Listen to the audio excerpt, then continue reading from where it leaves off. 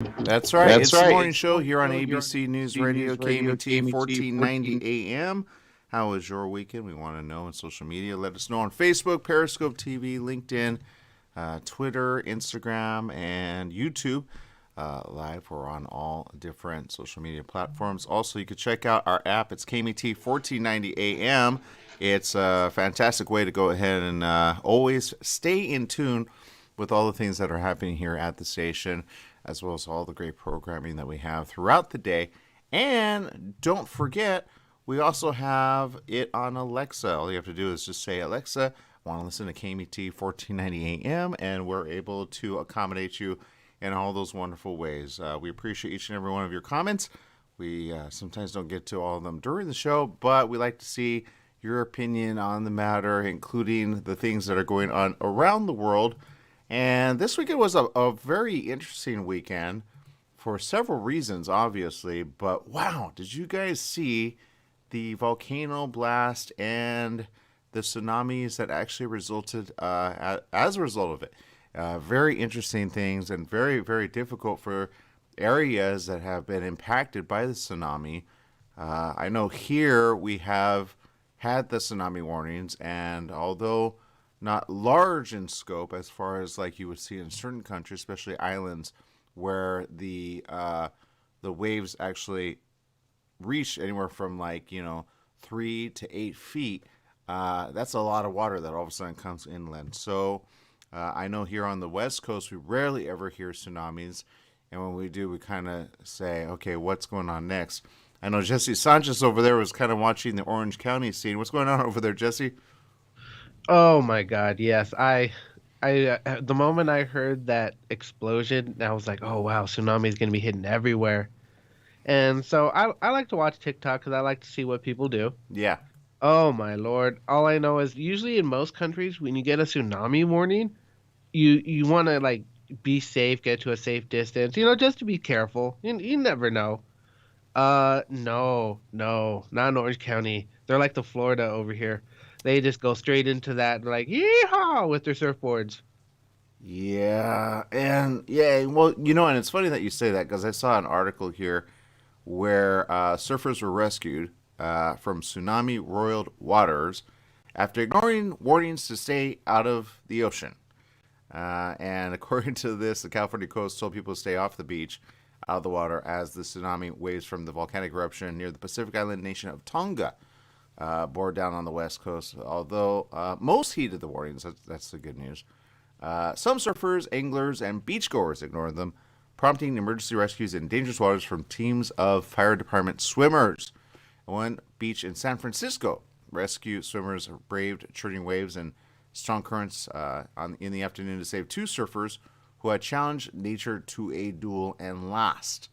Members of the San Francisco Fire Department patrol spotted a surfer about 300 yards off the coast waving his hands and calling for help about 3 p.m., said Lieutenant Jonathan Baxter, who's a spokesman for the department. Rescue swimmers swam out to help him, but the conditions were so bad that they determined it was safer to take him to a private sailboat nearby instead of carrying him back to dry land. Isn't that weird, Jesse? You're really going to be that guy? Right? It's just like, really, dude? Did you not get the warning? Do we have to help you? Yeah, I would be like, I'm braving the seas for you. And this is what happened. It says, they said, rather than having the rescue swimmers swim back to shore, which is what we usually do, the current was so aggressive in Ocean Beach that we had to take them to China Beach, which is 1.5 miles away. So imagine, again, these are trained swimmers, right? They go into the water to come rescue you, but they want to stay alive. You need to stay alive. You could have heeded the warning. According to this, they said we were asking everybody to not enter the water. We did a very aggressive and proactive approach starting early this morning with multiple city platforms pushing out, don't enter the water. The tsunami caused minimal damage along the California coast, including the Santa Cruz harbor, where a parking lot and streets flooded, but it was a busy day for some first responders in the Bay Area. One surfer was rescued in Ocean Beach after his surfboard snapped in half. You see, this is the point where sometimes people go, yeah, but the wave is cool, right? Tsunami wave, yay! The surfboard snapped in. You know how hard it is to snap a surfboard, Jesse? No, actually, I don't. Yeah, they are almost super difficult. But what people don't understand is the toe underneath and above can literally sweep you under to where you can't gasp for air. You can't even get air, right? But in this case, it snapped it 200 yards from the shoreline. The effort required the assistance of U.S. Coast Guard helicopter, a rescue boat, and San Francisco Fire Department to rescue swimmers. The San Francisco Fire Department helped more than 24 beachgoers. I say people that could have avoided it, but, don't listen, who waded into knee-deep water or less but were in potentially dangerous positions. He said, we go out and we escort them out of the water so they don't become a victim. We're not diving in the surf. We're able to get them before they're pulled out to sea. So that's the good news. But several, quite a few, kind of made it in the way of being rescued. But again, it's kind of like those that I say whenever you have like an evacuation warning and then some just don't listen, right? And you're like, why are you that person? Do you want to be that person is the first question. And if you are that person, do you want to go on record saying, I was a little bit stupid? Like, will you be willing to admit that? Does that make sense, Jesse? No, honestly, it should. Like, if you do something stupid, like really, really stupid that people tell you not to do, you should be publicly shamed. I'm not trying to be mean, but come on. At least learn from it, right? Like, don't be that family person that always does that type of decision, right? And it puts everybody else at risk or harm. Because sometimes people, including rescuers, can suffer in the same way, I know they train some rescuers, like people don't understand, especially the ones that drop in, like Coast Guard, that drop in from a helicopter. I don't know if you've ever seen movies about it, but they're allowed to actually punch you if you fight them, because sometimes you panic, like in the waters, and they can knock you out so that they can, like, go ahead and take you to shore or take you to the area where you could be rescued. I don't know if you know that, but they're allowed to do that. Do you know that? No, I did not know that. Yeah, yeah. It's called "I'm saving your life. Don't throw me under." Because sometimes people panic, and they throw the person under the water, trying to kind of get above them, and they don't do the right thing. So it is appropriate in some cases for them to punch you, knock you out, and then rescue you. A lot of people think, "Oh, you're here to rescue me, so I get to do whatever I want." No, it doesn't work that way. If you are a panicker and you do the wrong thing and you're basically drowning the person trying to save you, now you're creating problems for both of you because he can't save you or she can't save you. So it's actually allowed. People don't know this, but there's a couple of really good movies on that. There's one that has Kevin Costner in it. I don't remember the name of it, but they're trained to save you, but again, don't cause them harm. And sometimes I feel people do that in the world, and it's sad, but it's like, do you want to be saved or not? I'd rather, if I were one to panic, I've never panicked like that, but if I was one to panic and do that, I'd say, yeah, do whatever you got to do to save both of us, right? You don't want to be the person responsible for killing somebody trying to save you. Does that make sense, Jesse? Oh yes, most definitely. You do not want to be that guy. And the movie is called The Guardian.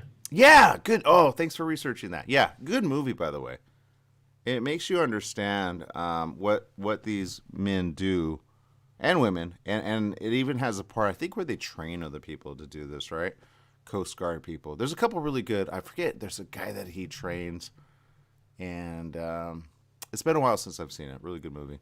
Speaking of movies, if you're looking at good movies to watch, my mom and I watched recently Gravity yesterday with Sandra Bullock and George Clooney, and then we saw The Martian, starring our my God, what's his name? Matt Damon, and Yes. a What couple. a great movie. Yeah, good movie, right? Do you remember that?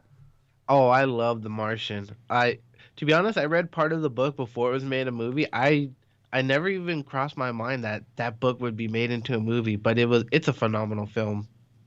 I actually didn't know it was a book either, but yeah, it is a fantastic film. At the end of it, she's like, you know what? Yeah, I get it. Don't ever give up, right? Like, no matter what life throws at you, keep going. And really good book. Kind of reminds you of the space age that we're in and how, I think that came out in 2016 or so. I think the cover was 2015, if I remember correct. And it reminds you of where we're at right now with, everybody wanting to go to Mars, right? What you need to be prepared once you're on Mars soil. And it was interesting to me how he had to hack, one of the rovers in order to kind of communicate. But I'm like, are they more prepared for that? Because books like that come out kind of to say, hey, these are the things that could go wrong. You know what I mean? It's almost like it's a true story, but it's not a true story. But it could be a true story. You know what I mean? Right? It does feel like a true story, and oh my God, to be honest, if I was in that position with him, I'd be dead. Like, to survive, you just have to have so much knowledge, is what it is. Yeah, yeah, and both those movies. If you haven't seen Gravity, even looking at Gravity is kind of one of those where you're like, okay, she braves the odds to. Okay, people forget sometimes in outer space there could be an explosion of a satellite, right? Where does the shrapnel go? And if you're doing a moonwalk or you're doing a what do they call that when you're like servicing? Sometimes I look at YouTube, I look at NASA like updates. This is where I go look at those, and then you'll understand how the world is round, right? Because you can see it from their perspective. But they actually broadcast some of these where they just do regular normal things, kind of like a live cam, to the suit, and then they fix like a satellite or they fix something on board, the space station. And it's kind of relaxing because it's very like, I don't know, it's like you're there with them or not. And you see them kind of fixing it, and you see kind of things kind of just, the weightlessness of everything. And it's boring as all get out because it's very slow natured. But it's very real, and it again confirms, hello, we live on a big planet, right? So that's why I always say don't trust those flat earther people when astronauts actually brave their souls in order to make sure we have telecommunications, right? Sometimes people forget about telecommunications are because of satellites in outer space looking down at us, right? Or kind of like this volcano eruption, right? I don't know if you guys saw the volcano eruption, but boy, the fact that they have the ability to see from outer space, and again, like NASA and CIA and all those, they have the ability to tap into all these, satellites and then take pictures of the Earth, right? But if you saw that, it was one of those things where the explosion was something that a lot of people haven't seen in this way. And I've never seen an explosion so broadcast, so quick, so fast around the world. It was almost like they were looking at it in a way that they knew it was going to explode. But the way it did, it's huge. So we'll discuss a little bit of that around the corner right after these messages. Stay tuned.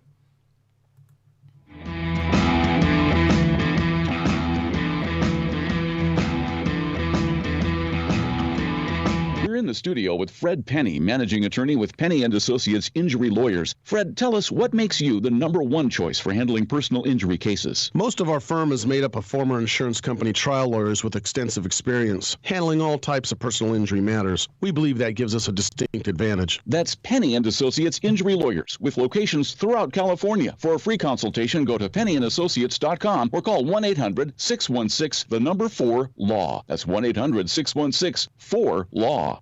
Ruth didn't know she was leaving for good. She knew he would kill her. Could she save herself? Did she feel she was worth saving? How could she best protect her children? To love, honor, and betray, Ruth Tunnicliffe shares her true tale.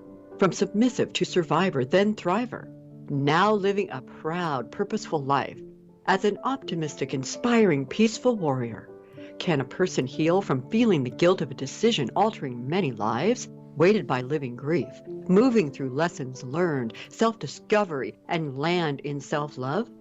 Can someone who's been abused in every way move to self-trust, confidence, and arrive at living in peace? To love, honor, and betray, a sincere, honest letter. To herself and her adult children, Ruth Tunnicliffe shares her story so that others may also find the inspiring, peaceful warrior within. Amazon worldwide, Barnes & Noble, RuthTunnicliffe.com. Do you need a car? Been shopping only to be turned down because of bad credit, low credit, no credit, bankruptcy, or divorce? Guess what? Today's your lucky day, because now you can buy a car, truck, or SUV, just about any vehicle. It's true. Bad credit doesn't matter. No credit doesn't matter. Bankruptcy or divorce, it just doesn't matter. As a matter of fact, your job is your ticket to your new vehicle. We're Auto Credit Express, and we've helped thousands of people just like you. Antonio H. told us, great company, got me connected, and the day I went in, I drove off in the car I wanted. 100% worth your time. Need a car? Get started now and drive off as early as today. Just go to 12ignoremyscore.com right now. That's www.12ignoremyscore.com. Auto financing the easy way. 12ignoremyscore.com. Get started today. Auto financing the easy way. Get up to the minute forecast and temperatures for Beaumont, Banning, Redlands, Palm Springs, your community, national or international cities, on KMET's website, KMET1490am.com. The station now features AccuWeather. AccuWeather offers weekend and extended forecasts along with the latest radar map and current conditions. AccuWeather on KMET1490am.com. Logged in every morning for your daily forecast.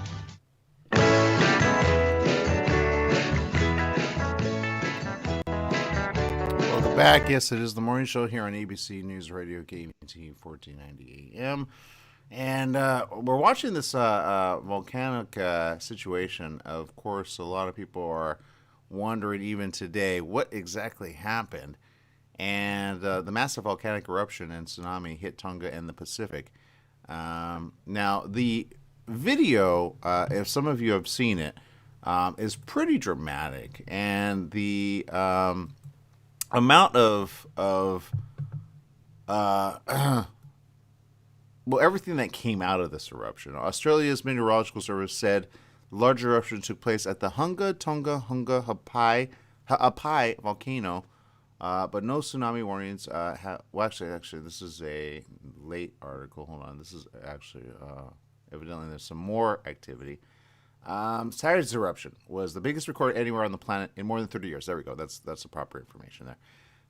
According to experts, dramatic images from space captured the eruption in real time as the huge plume of ash, gas, and steam was spewed up about 12.4 miles into the atmosphere, and tsunami waves were sent crashing across the Pacific. An underwater volcano near Tonga has erupted for the third time in 4 days, by the way. This is the latest news, potentially threatening the ability of surveillance flights to assess the damage to the Pacific Island nation following the massive eruption and tsunami from Saturday. So Australia's service said a large eruption took place at the Hunga Tonga Hunga Ha'apai volcano today, but no tsunami warnings have been issued. Now, I will say this, for those kind of wondering, if you are in an area where they say a tsunami can happen, just go to higher ground, okay? Some people are going on their rooftops. Some people are going as far inland as possible. I would say for the next, I don't know, maybe 3 to 4 days, just go somewhere more inland if you're especially on an island in the surrounding seas. Because according to the latest info, there are so many different volcanoes that are erupting. And I say this very carefully, but I saw a report, and I recently shared this with somebody yesterday who said, hey, popcorn will kill you if you have too much of it. And I said, you know what will kill us long term are these volcanoes. And Jesse, how many volcanoes do you think are active right now? Because last time we talked about this, it was probably about, I want to say 3 to 4 weeks ago, we were talking about La Palma. And I said at the time we had 28 active volcanoes. Do you know how many active volcanoes we have right now? I want to say 50 because I was duped the last time. Actually, you're almost on point. All right. 48. Ew. You don't want to be right about that, do you? No, I don't. I'm happy that I'm close to the number, but upon realization of the number, I'm just like, no. On second thought, I'm going to say no. Yeah. Yeah, I talked about this before, and I did a weekend broadcast about this. And here's what we're not understanding, okay? And there was a report. It was very interesting. And I've always had people say, well, we've always had natural disasters. And I've always said, yeah, that's true. But there was a report in 2020 from then to now that we've had the most significant disasters around the world more than at any time in a given history of about 40 years. That's a lot in just a couple of years I have to deal with. So now, with that many volcanoes erupting, you go, what the heck? At any given time, there are probably 3 to 4 major volcanoes. But it's becoming so common now, it's hard to understand and almost fathom what the heck is going on to this world. How much more volcanic eruptions are going to happen that we're going to have to be, about, right? I know everybody thinks here on the home front, Yellowstone. At least I do, right? Everybody thinks of Yellowstone known as a big super volcano, right? But so far, of all the volcanoes, there's 3 super volcanoes that have erupted over the last several months. And they are spewing so much stuff into the Earth's atmosphere. The Earth has a way of recycling that. If you go back to the age of the dinosaurs, right? There was nothing but volcanic smoke. Probably close to probably 80 different active volcanoes. But we're almost there again. So what does that do to our Earth's atmosphere and to what we breathe, right? So these are things that I know scientists are considering significantly, and they're putting all of these emissions into their, spreadsheets and their calculations. Kind of like The Martian, right? Remember in The Martians, they all calculate everything to make sure that they can do a trajectory in order to save, Matt Damon in the movie. These are the kind of smart minds that we hope are doing the right calculations, and they go, okay, this is what we do next.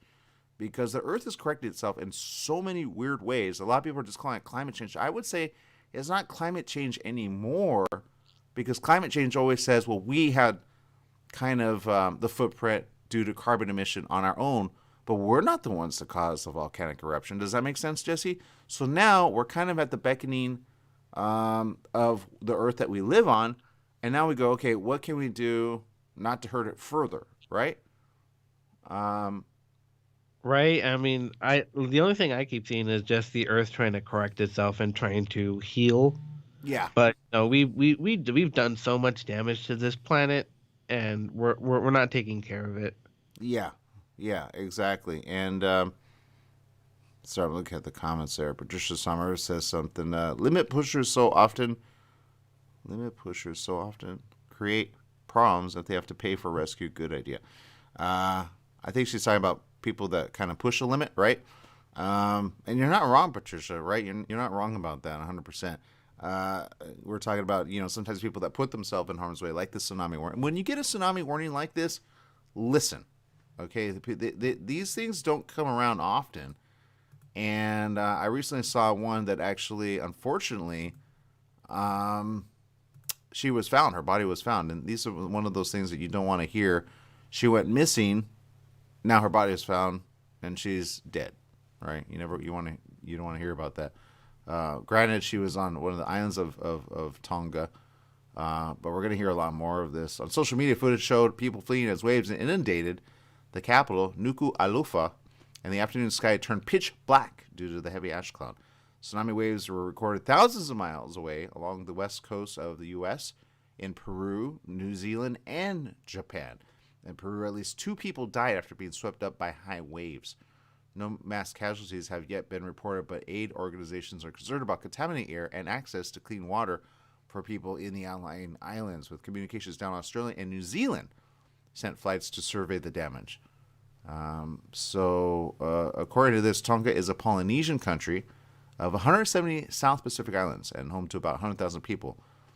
It's a remote area that lies about 800 kilometers or 500 miles east of Fiji, and about 1,500 miles from New Zealand. So if you've ever vacationed around there, or if you've seen pictures from that area, it's a beautiful area. But researchers say it's erupted regularly over the past few decades, but they're saying that this is the largest one recorded since 30 years ago, Jesse. And that's huge.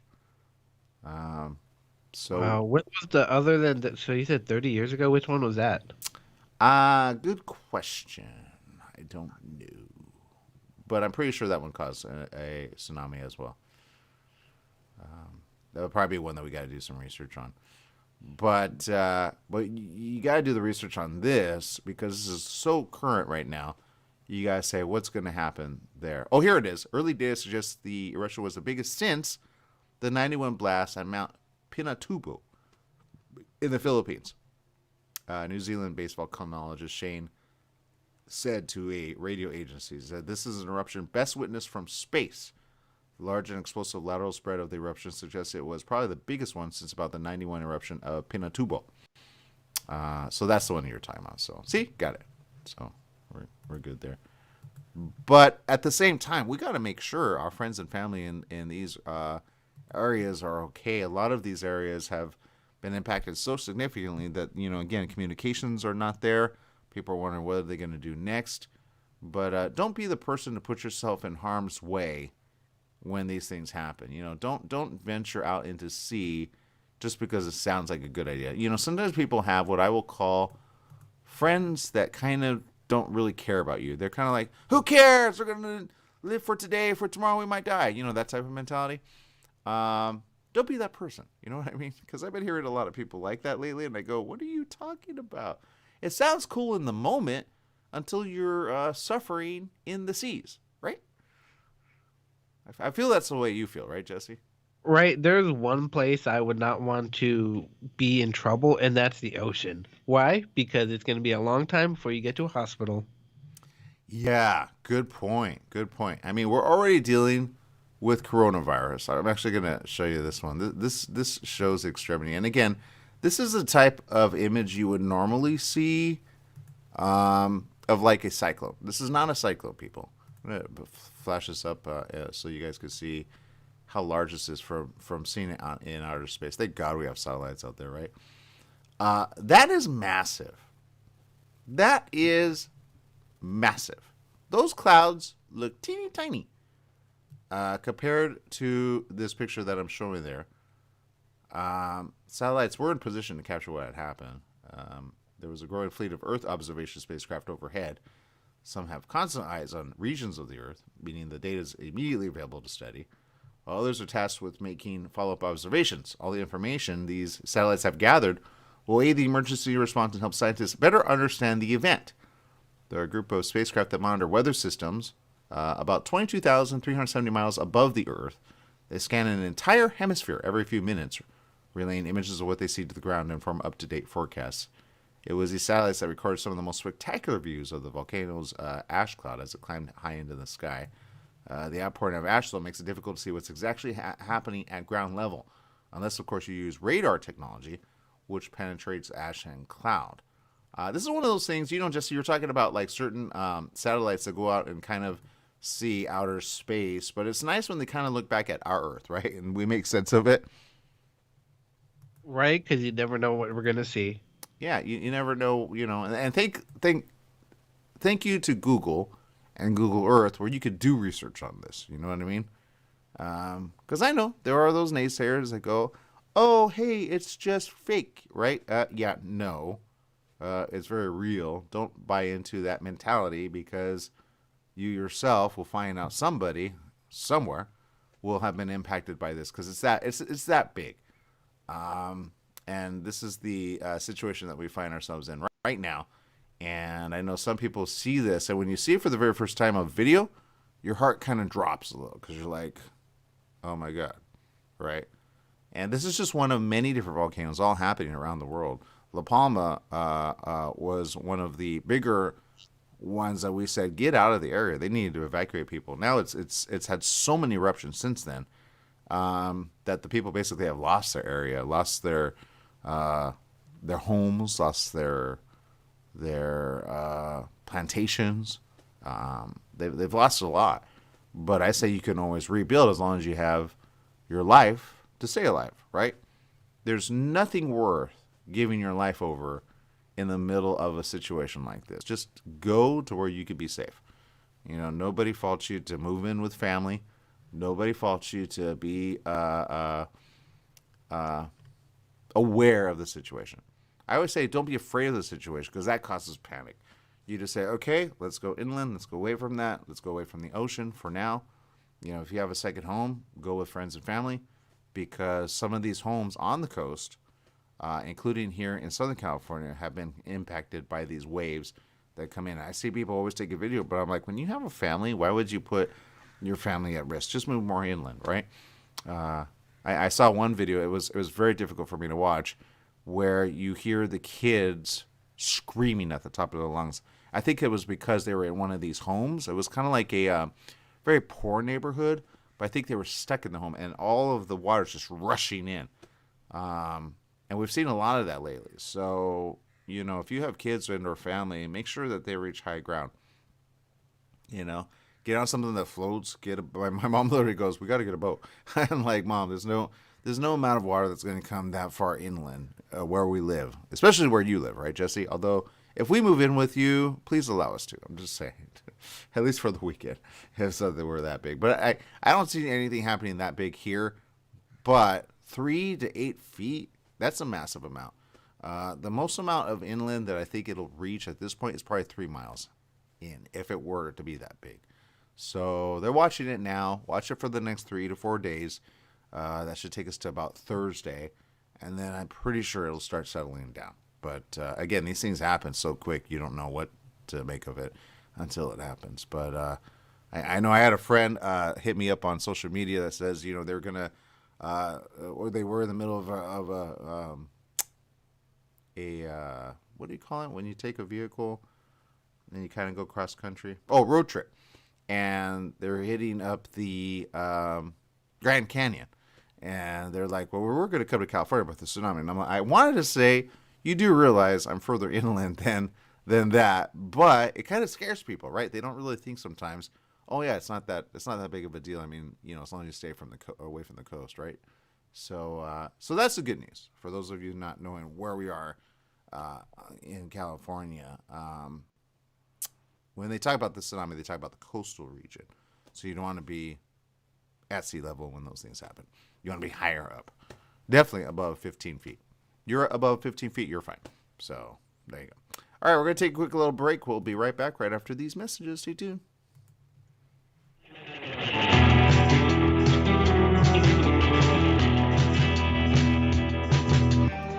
Have you ever wished you could just wake up one day, reach across your nightstand, and hit the life reset button? Let's face it, the struggles and frustrations of everyday life leave millions of women and men around the globe yearning for a new way. And the new way is right here in Life Reset, the awareness integration path to create the life you want by Dr. Fujan Zain. You can get it now at fujan.com or amazon.com. Life Reset, the awareness integration path to create the life you want.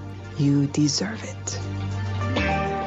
Take KMET 1490 AM with you everywhere you go by downloading our free smartphone apps found on the KMET website, KMET1490am.com. You can also go to the Google Play Store or the Apple App Store on your phone to download the free app. Now you can listen live or play any of your favorite programmers' podcasts using your smartphone. Go to KMET1490am.com and download your free phone app today. What is commitment and why is it so hard to achieve? The new book, Committed, by Dr. Carmen Hara and Alexandra Hara, will make you reevaluate the way you think about love. Committed is a relationship manual that unfolds in 2 parts: the work you need to perform on the inside and the 7 distinct archetypes you will encounter on the outside. Committed, a new book available on Amazon by Dr. Carmen Hara and Alexandra Hara, will help to find and keep the love you deserve. Committed, available now on Amazon.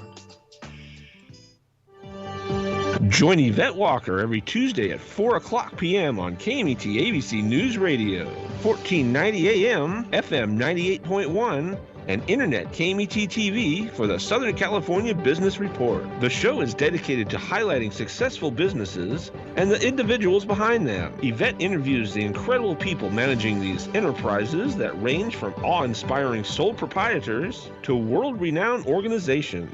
The Southern California Business Report, Tuesdays at 4 o'clock p.m.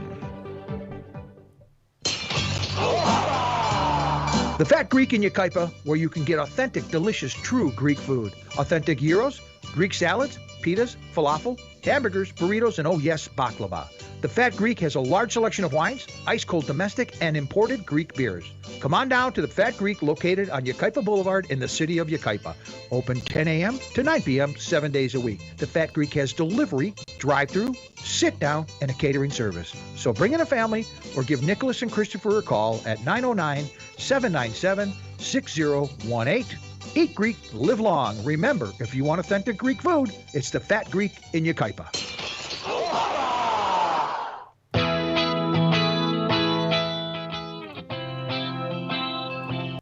Welcome back. Yes, it is the morning show here on ABC News Radio, KMET 1490 AM. Jesse, what's going on around the world? Oh, around the world? I have no clue. But I did see a TV show that made me laugh harder than it was supposed to. Oh, really? Which one? It's called Peacemaker. Okay. Oh, you wanted to see that with John Cena from Suicide Squad. Yes. Oh my God. I love John Cena now. This show does not take itself seriously, but it is absolutely hilarious. It is not meant for kids at all. But it has an amazing dance sequence in the beginning for the intro. Okay. So if you get it, HBO Max, watch it. All right. Good. Good entertainment, good fun. I'm still waiting for certain movies to come out. I'm still waiting for Moonfall to come out. And what's coming out this weekend, actually? Because I need to look forward to some good content. Because this type of news that's coming out is really, really kind of just going, what the heck, right? Between coronavirus, between natural disasters, between people being dumb about things. I've seen a lot of people be kind of dumb about stuff as of late. And I kind of go, what's going on? But I'm just looking for something fun. Does that make sense? Am I putting my head in the sand, Jesse? No. You're right. You won't. I wish there was some good movies coming out right now. The only thing I see worth watching is Scream. If you like those type of movies. Well, I think that beat Spider-Man this weekend, by the way. Really? Yeah. That's a shock. Yeah, I know, right? So I think people are like, "Yay, new movie!" Right? Because so far it's like the lack of movies is kind of too big. But yeah. Speaking of coronavirus, I don't know if you saw this, but there's been a huge influx of child patients. And 8-month-old Inacia Edley is one of 300 children hospitalized in Ohio at Dayton Children's Hospital. A lot of virus-positive children are now entering hospitals. Her mom, Jackie Kirby, said to ABC News, "I'm very scared. I'm terribly scared. Is her body going to be able to fight this?" Kirby said she initially brought her daughter, who was premature at birth and is underweight, to another hospital after she developed a high fever. Now, there is a picture of this young woman and her little one, and she's very attentive, being there right there with her. And this is kind of the scene as of late, which a lot of people go, what the heck is going on? And you can see her there. After sitting in the waiting room for 6 hours, Kirby left to care for Inacia at home because there's just nothing that they're saying they could do.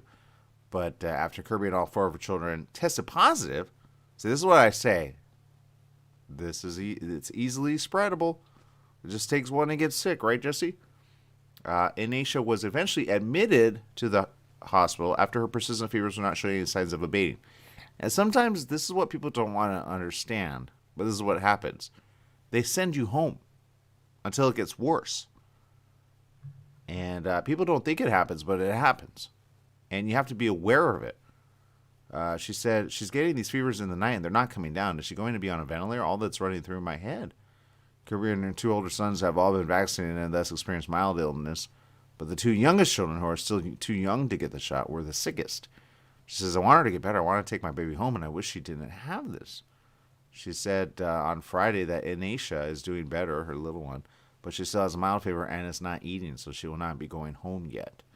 Frontline workers at the Children's Hospital in Dayton said in recent weeks the hospital has seen such a significant increase in the pediatric-related hospitalizations with spreading very, very fast.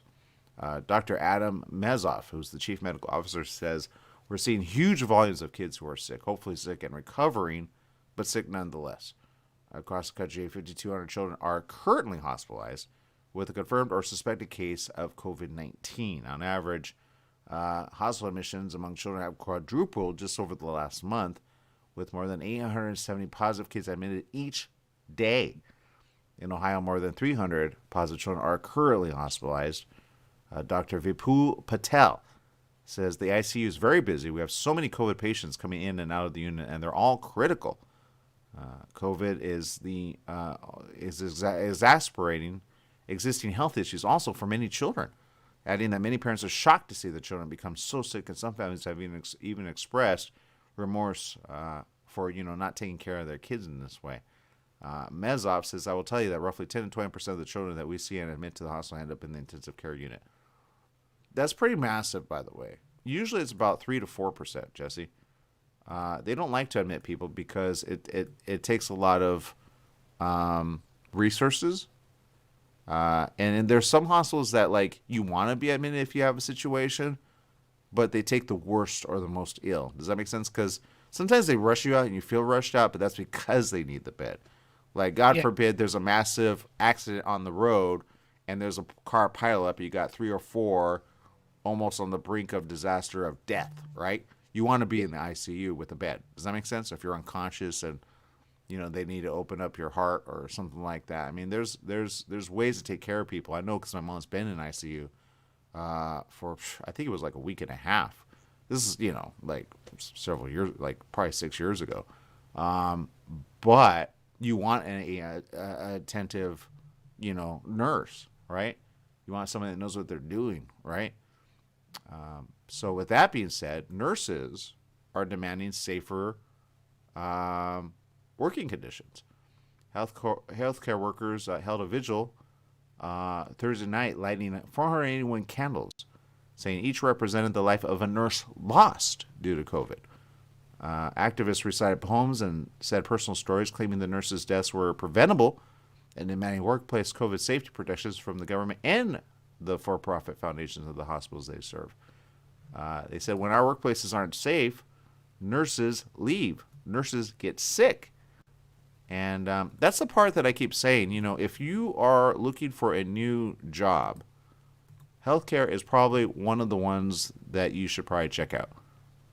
And I say that because, we're in that situation where we're just going to need to be very mindful of this. As we have more and more dying, we're going to need more and more replacing. Does that make sense? I mean, it's very cold to say that, but you need hospitals to have nurses. It's the nurses that tend to people. And when you understand that, you'll understand what Julia Truelove, who's an intensive care registered nurse in Washington, D.C., said. We're here to say there is no nursing shortage. There's a shortage of workers willing to work under these nightmarish conditions. So we're advocating for 2 main actions the federal government needs to take us to help us be safe at work. She said the first is for OSHA to pass a permanent COVID standard, which means that going forward, our employers are held accountable for keeping us safe with optimum precautions at work. The second is for the CDC to base their guidance on the best science and the best public health, not just what is best for business. I'm so glad she's saying this, Jesse. This is what we've been saying needs to happen, right? Right, most definitely. Yeah, and it takes a smart young woman to say, hello, people. You guys are putting people back, saying, oh, now it's 5 days. It was 14 days.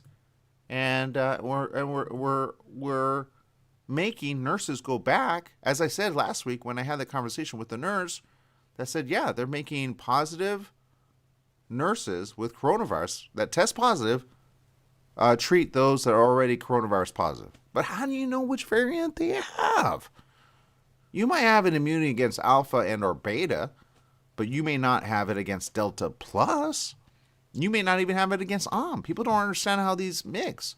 Just because you have alpha or beta, which I know a lot of people don't hear about, but that was the ones that came out in tech. I mean, they're the ones that name them, but they're B.14.412, right? There's all different types of numbers, right? But, alpha and or beta is the ones that came out very early on, Now we're at Mu. Now we're at Lambda. We don't even hear these because nobody shares that information, right? They kind of go with a massive amount like right? It's pretty easy to say, hey, right? But this is what she says. She said the CDC is now telling us that if we're COVID positive, we can come back to work. No problem. That's unsafe for nurses. This is what she says, by the way, not me. This is what I've been saying, but this is what she's saying. That's unsafe for nurses. It's unsafe for our patients. It's unsafe for our coworkers. Nurses throughout the U.S. arguing they're overworked, understaffed, negotiating for baseline protocols, have organized through National Nurses United. You know, and I'm glad. I applaud that. Because nobody is standing up for these nurses that are putting themselves on the front lines. You know, we say when in a time of war, we take care of our service members, right? We take care of those protecting the country against certain, harmful things such as, bombs or terrorists or, who's to say we don't appreciate those that protect us, Homeland Security, those that protect us from threats. But right now, the threat is coronavirus, and we need our nurses to be taken care of because they are our soldiers right now, right? And if they're on the front line, you want to make sure, CDC makes sense, but even they're saying, CDC, you're not making sense. You're just doing it for business. When the heck is Centers for Disease Control there for business? It's meant to control disease. Business is always second when it comes to disease. But people don't understand that, and that's a sad thing. If you were dying of cancer and your employer said, well, too bad, so sad, come back to work, you need to make your money, we're going to give it to somebody else, do you think you would have a case against them, Jesse?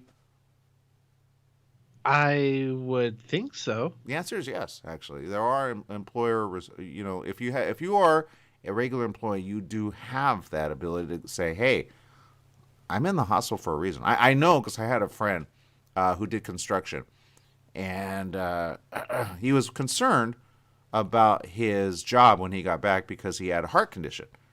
So he was in the hospital. He had to be. But if they said, how dare you need to come back to work, we're going to give it away, that would be something you would say, wow, thanks a lot, because you cannot work if you need heart surgery, right? Or you need a stent put in, or you need, which I think he had 3 or 4 different stents put in order to help himself. Then you have to recover, right? So he was out of work probably 3 or 4 weeks, and that's when you collect unemployment, right? And that's when you have, sick time. And thankfully, his place of business was nice about it, so they made it accommodating to him for him to come back. But when he got sick the second time, they weren't as nice the second time. So you got to hope that your place of business is going to be understanding in this way. And that, again, if you can prolong people being able to get the work that they need, which is at a hospital, you pull in from other resources, and they all have the ability to staff from other places. They're called contracted employees, and they take place of the regular contract employees. And then when they're ready, it's kind of like, okay, when you get a baby, right? You have paid time off for maternity, right?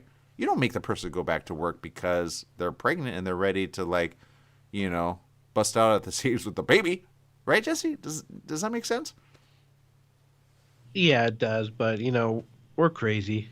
Yeah, and we're adopting the crazy. We got to stop adopting the crazy. I'm so glad this nurse speaks out. She says, I have to work tomorrow. I have to work tomorrow morning. I like to be at home. But I know that someone has to be here, and someone has to stand up right now for nurses from across the country that can't be here. So I'm happy to be here to represent those nurses who are fighting in their communities. But yes, it's an extra burden because the government isn't doing it. She says she's exhausted after taking on multiple 12-hour shifts multiple times a week. She said nurses will always fight to be our patient's sides, but when we are sick, when we're driven away from the profession, or worst of all, when we're lost to this world for good, who will be left to care for the patients? Smart lady. And I'm glad they lit these candles. Remember the ones that protect us. Because sometimes we forget about that. If you've ever been in the hospital, and I don't know if you have, Jesse, the one thing you always want to remember are those that are nice, that make sure you have your IV drip, that check in on you, that make sure you get the right medication, They don't give you the wrong medication. That could be a problem for you, the one that gives it to the other people. You got to make sure we're there for our healthcare workers, our nurses. And nurses, I love you more than you know. So thank you for sticking up for what's right and calling out that stuff, because government is not doing the right thing. All right, people, I'm out of time. That's my time. Jesse Sanchez over there. He'll be back on camera hopefully tomorrow. We'll see you tomorrow. Same place, same channel. Bye-bye, everyone.